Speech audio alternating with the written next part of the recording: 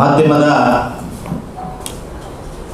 ಮಿತ್ರರೇ, ರಾಜ್ಯದಲ್ಲಿ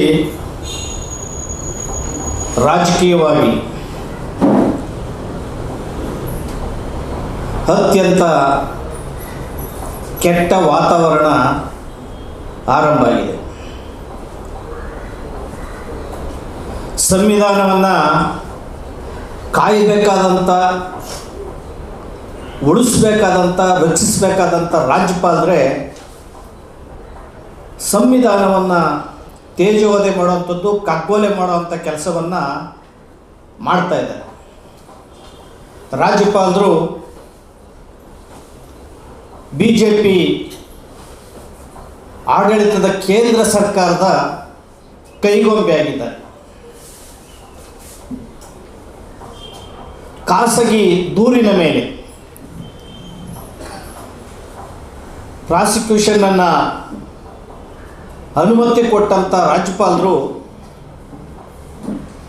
ನಿಜವಾಗ್ಲೂ ಇದು ತುಂಬ ನಾಚಿಕೆಗೇಡಿನ ಮತ್ತು ಅನೇಕ ಅನುಮಾನಗಳಿಗೆ ಎಡೆ ಮಾಡಿಕೊಟ್ಟಂತಹ ಸನ್ನಿವೇಶವನ್ನು ಕಾಣಬಹುದಾಗಿದೆ. ಏನು ಖಾಸಗಿ ದೂರಿನ ಮೇಲೆ ಒಬ್ಬ ರಾಜ್ಯದ ಮುಖ್ಯಮಂತ್ರಿ ಮೇಲೆ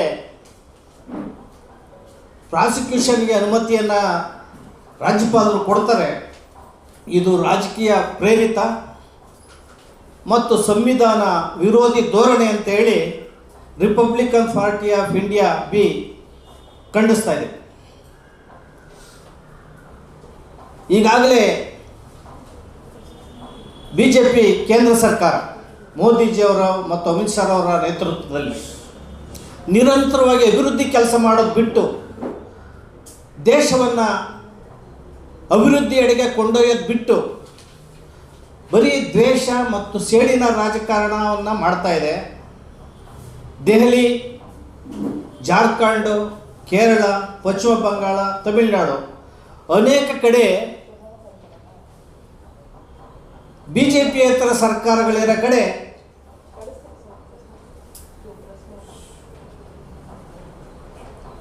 ಏನು ತನ್ನ ಅಧಿಕಾರವನ್ನು ಬಳಸಿ ರಾಜ್ಯಪಾಲರ ಮೂಲಕ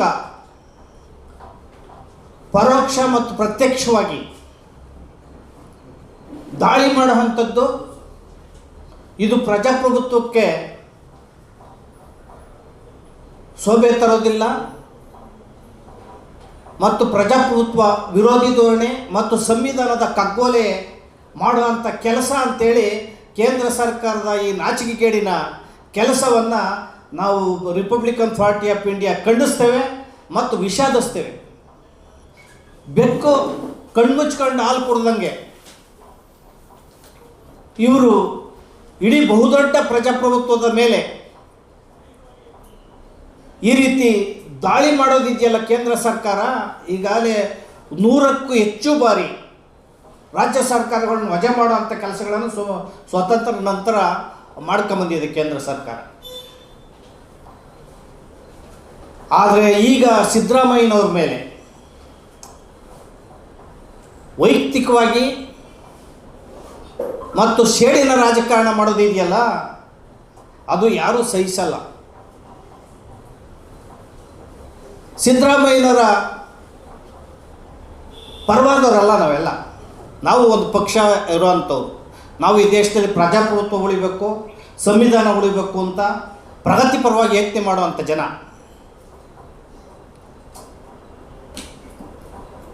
ಸಿದ್ದರಾಮಯ್ಯನವರು ಅವ್ರು ಏನೇ ತಪ್ಪು ಮಾಡಿದ್ರು ರಾಜಕೀಯವಾಗಿ ವಿರೋಧ ಮಾಡಿ, ಕಲಾಪದಲ್ಲಿ ಪ್ರಶ್ನೆ ಮಾಡಿ, ಮಾಧ್ಯಮಗಳಿದೆ ಮೌಲ್ಯಾಧಾರಿತವಾಗಿ ಪ್ರಶ್ನೆ ಮಾಡಿ, ಅದು ಬಿಟ್ಟು ವಾಮ ಮಾರ್ಗದಿಂದ ಅಧಿಕಾರವನ್ನು ಕಬಳಿಸೋದಕ್ಕೆ ಮತ್ತು ಮತ್ತೊಬ್ಬರು ತೇಜೋವಧೆ ಮಾಡೋದಕ್ಕೆ ಅಪರಾಧಿ ಸ್ಥಾನದಾಗೆ ನಿಲ್ಲಿಸೋದಿದೆಯಲ್ಲ, ಇದು ದೇಶಕ್ಕೆ ಮತ್ತು ರಾಜ್ಯಕ್ಕೆ ಒಳ್ಳೆಯದಲ್ಲ. ದೇಶವನ್ನು ಕಟ್ಟುವಂಥದ್ದು, ರಾಜ್ಯವನ್ನು ಕಟ್ಟುವಂಥ ಕೆಲಸ ಆಡಳಿತ ಪಕ್ಷದ ಕರ್ತವ್ಯ ಹೌದು ಮತ್ತು ವಿರೋಧ ಪಕ್ಷಗಳ ಕರ್ತವ್ಯನೂ ಕೂಡ ಹೌದು.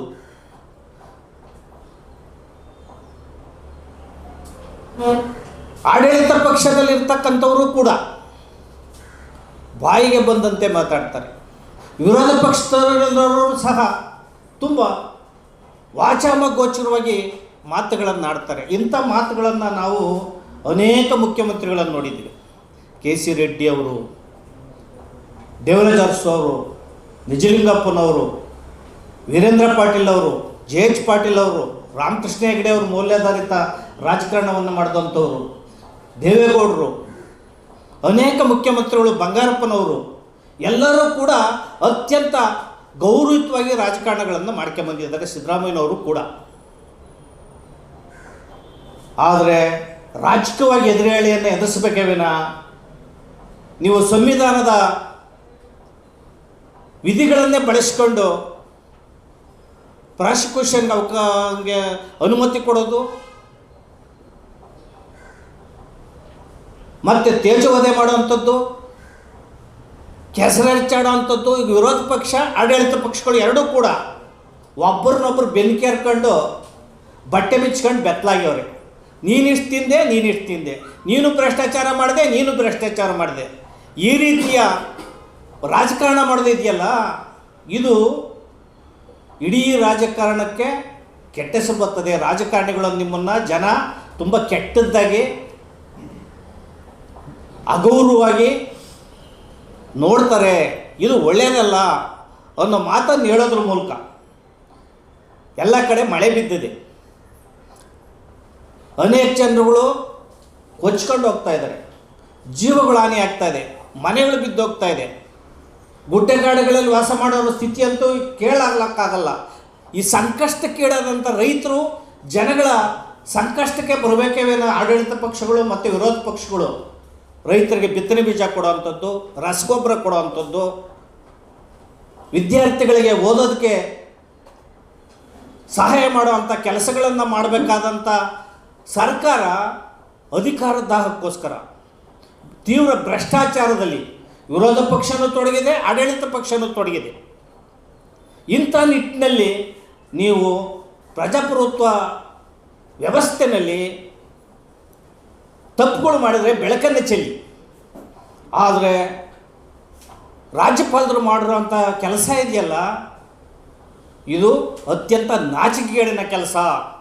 ಸಂವಿಧಾನದ ಕಗ್ಗೋಲೆ, ಪ್ರಜಾಪ್ರಭುತ್ವದ ಕಗ್ಗೋಲೆ, ಸಂವಿಧಾನ ರಕ್ಷಣೆ ಮಾಡೋವಂಥವ್ರೆ ಭಕ್ಷಣೆಗಳಿದ್ರೆ ಸಂವಿಧಾನದ ಹಕ್ಕುಗಳನ್ನು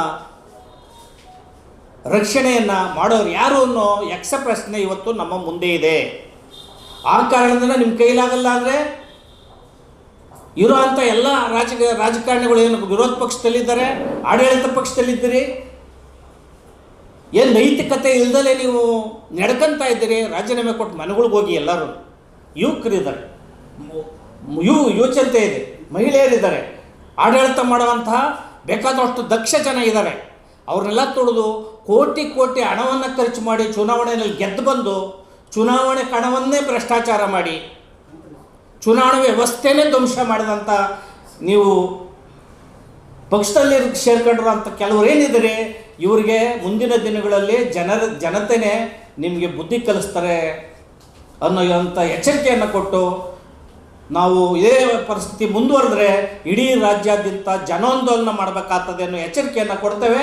ರಾಜ್ಯಪಾಲರು ನಿಮ್ಮ ನಡೆಯನ್ನು ತಿದ್ದುಕೊಂಡು ಹೋದರೆ, ಪ್ರಧಾನಮಂತ್ರಿಗಳು ಅಮಿತ್ ಶಾ ಅವರು ನಿಮ್ಮ ನಡೆಯನ್ನು ತಿದ್ದುಕೊಂಡು ಹೋದರೆ ನಿಜವಾಗ್ಲೂ ಕೂಡ ಇತಿಹಾಸ ನಿಮಗೆ ಪಾಠನ ಕಲಿಸ್ತದೆ ಅನ್ನೋ ಮಾತನ್ನು ಈ ಸಂದರ್ಭದಲ್ಲಿ ನಾನು ಹೇಳೋಕ್ಕೆ ಇಚ್ಛೆ ಪಡ್ತೀನಿ. ಜೈ ಭೀಮ್, ಜೈ ಭಾರತ್.